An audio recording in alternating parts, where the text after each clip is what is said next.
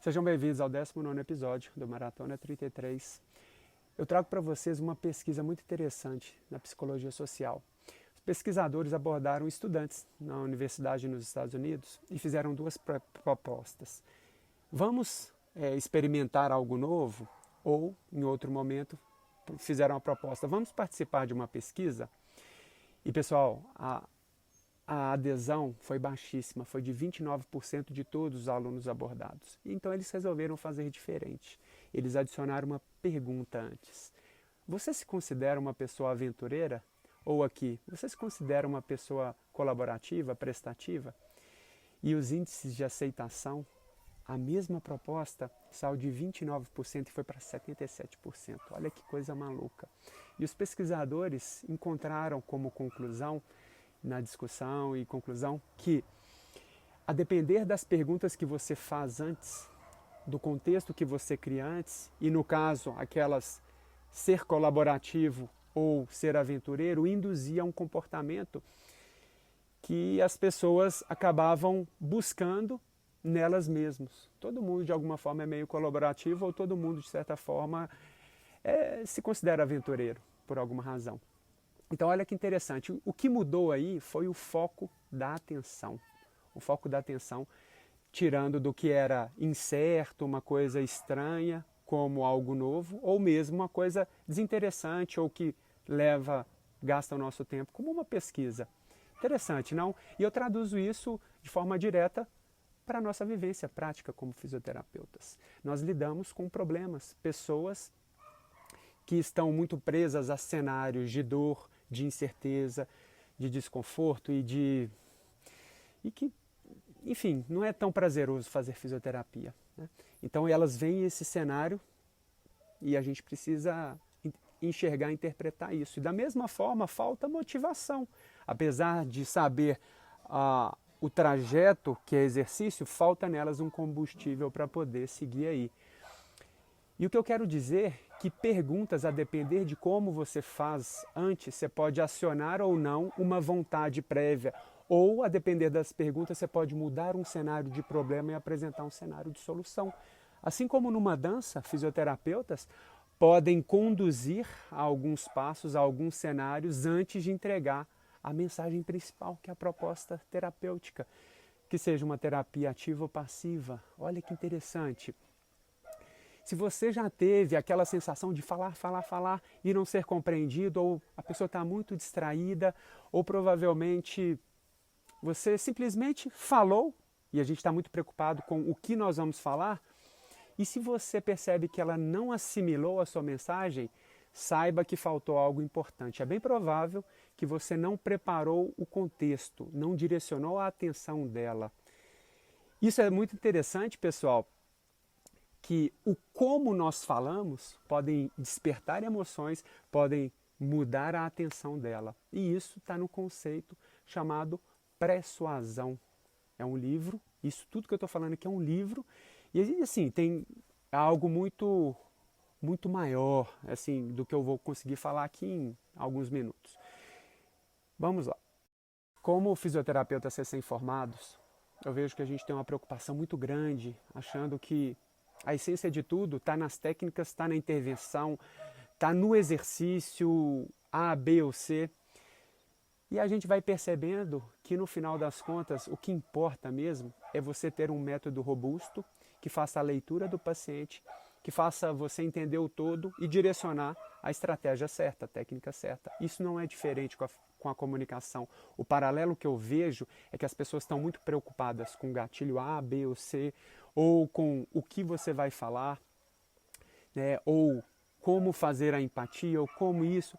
Pessoal, existe a possibilidade de você ter um método que a comunicação, que você consiga utilizar uma comunicação assertiva, é o que eu quero trazer para vocês.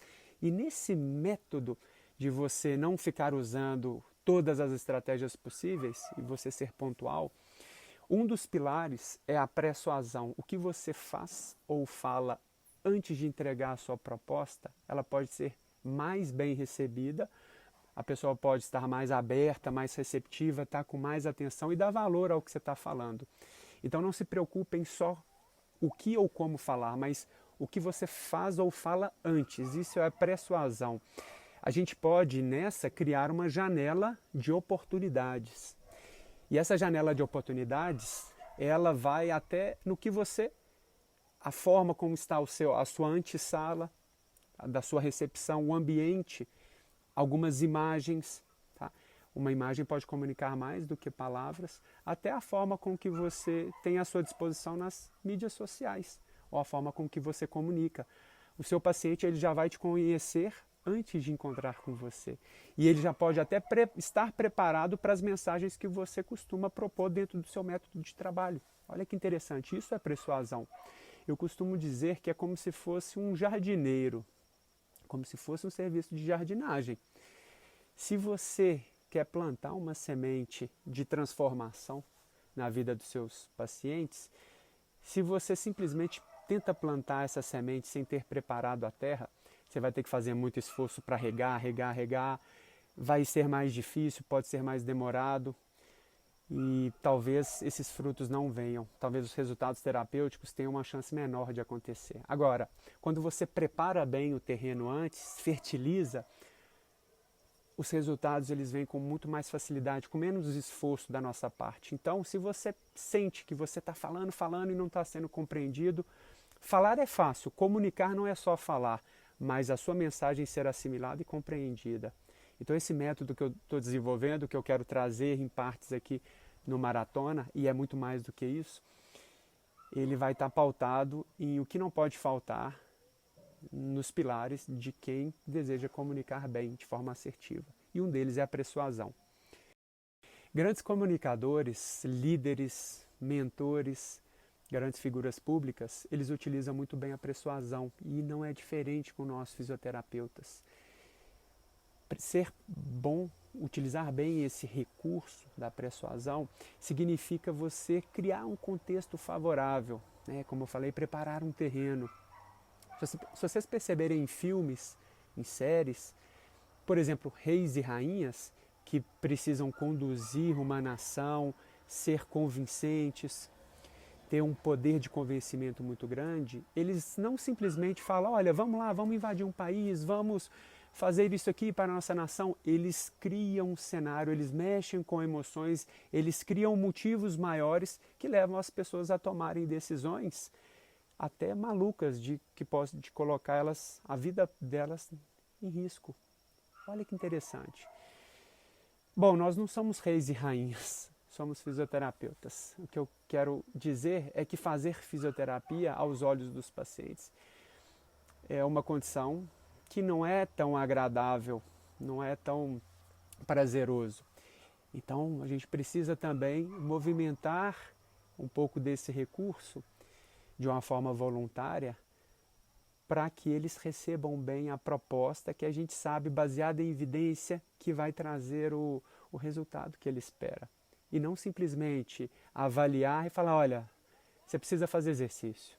Ah, mas eu não tenho motivação, eu tenho dor crônica, eu tenho não sei o quê. Não. Você tem que criar um ambiente que mude o cenário dela para algo maior, ou algo que está ligado ao objetivo dela, ou que crie associações. Então eu quero trazer aqui para vocês, dada toda essa importância, a persuasão, como aplicar na nossa prática mesmo. Vamos lá. Primeira coisa, perguntas.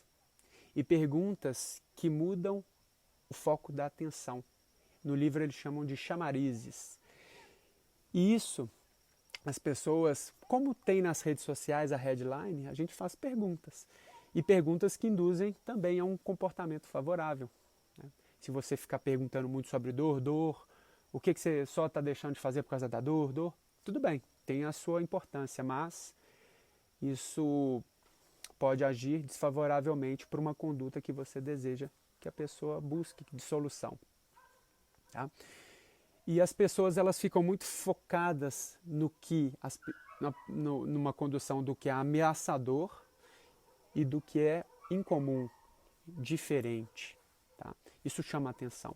E da mesma forma, se você faz uma pergunta que chama atenção, também perguntas para que magnetizem, canalizem, na verdade, essa atenção. Por exemplo, causa e efeito. Você está percebendo que o que você está fazendo não está te levando para por uma direção de melhora? Então essa é um tipo segundo de pergunta que também prepara para a mensagem que você vai transmitir logo em seguida. Um segundo momento, uma segunda item, seria associações. Associações com região, com interesses, com profissões ou com outros cenários. A hipnose utiliza muito bem isso. Não sei se vocês já aprenderam algo sobre.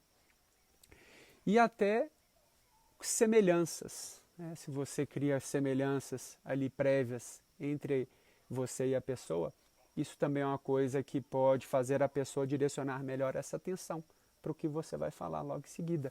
Por isso que é muito interessante você conhecer a pessoa antes dela estar ali na sua frente. Né? Saber quem indicou, saber de onde que ela veio, quais são as expectativas dela, entende? E um terceiro ponto, são 4 no total, seria a questão da unidade. Geralmente, quando a pessoa precisa ser responsabilizada, a gente tem que usar você ou eu.